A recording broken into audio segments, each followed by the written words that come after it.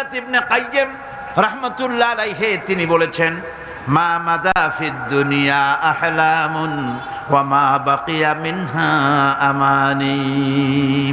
মা মাদা ফিদ দুনিয়া আহলামুন, আমি আমার জীবনের যে অংশ ফেলে এসেছি এটা আমার স্বপ্ন। ওয়া মা বাকিয়া মিনহা আমানি, আর যেটা আমার সামনে জীবন বাকি আছে ওটা হচ্ছে আমার আকাঙ্ক্ষা। ওয়াল ওয়াক্তু বাইনাহুমা দায়ুন, আর এর মাঝখান থেকে সময় চলে যাচ্ছে। লোকেরা বলে হায়াত বাড়ে, হায়াত তো বাড়ে না। হায়াত কি হয়?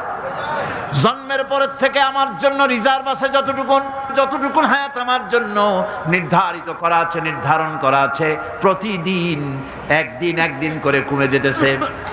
এজন্য আমি বলি, আমার বাড়িতে যে ঘড়িটা আছে, এই ঘড়িটা বেলা 1টার সময় ঢং করে একটা আওয়াজ দেয়, শ্রোতাকে শুনিয়ে দেয়, বাড়িওয়ালা তোমার জীবনের মূল্যবান হায়াত থেকে 1 ঘন্টা কমায়া দিলাম।